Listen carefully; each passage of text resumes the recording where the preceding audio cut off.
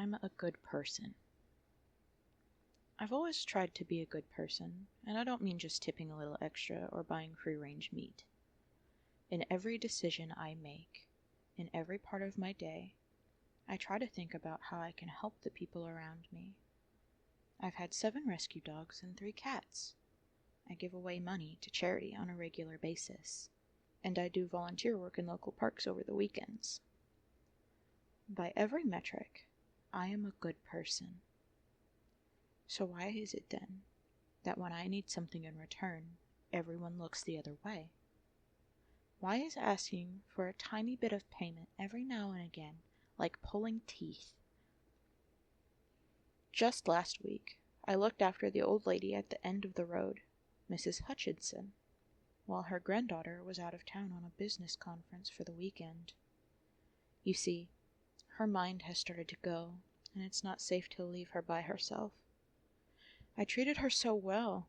I cooked for her, I took her outside in her chair for a stroll in the park, and I read to her to ease her to sleep. I didn't even charge her or the granddaughter. Well, I didn't charge them money, at least. And 3 days ago, when that little boy came up to me with tears in his eyes, sniffling and sobbing because he didn't know where his mama was, I took his hand and marched right up to the counter for them to call her up. I stayed with the boy, who told me his name was Tommy, for 45 minutes until his mother came.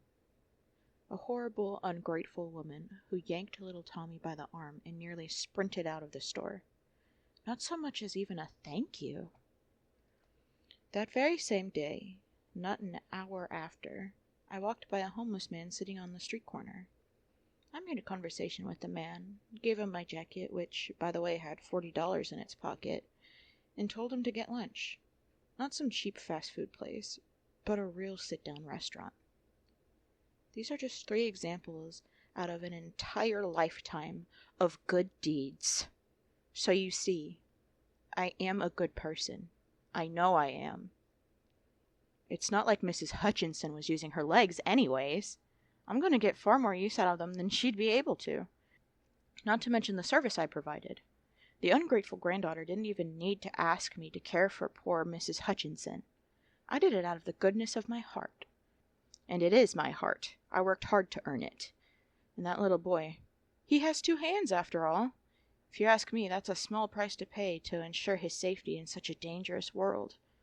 The mother should have been bowing in gratitude for the time I sacrificed for her and her son. And almost worst of all was the homeless man. After all I gave him, he had the audacity to call me a freak? A monster? I'm a saint. But even saints lose their temper. Still, even in my anger, I was fair. I only took half of the jaw. That leaves him $40 richer with a stomach full of good food, which wasn't cheap, by the way, and with still the other half to use when he eats. I've just finished putting myself together, and I must say, these new parts fit like a glove. I use the old rotten ones as fertilizer for my garden. I grow my own vegetables, even give them away to neighbors sometimes. But I sigh when I think of how unfair it all is. I do so much, and ask for so little in return.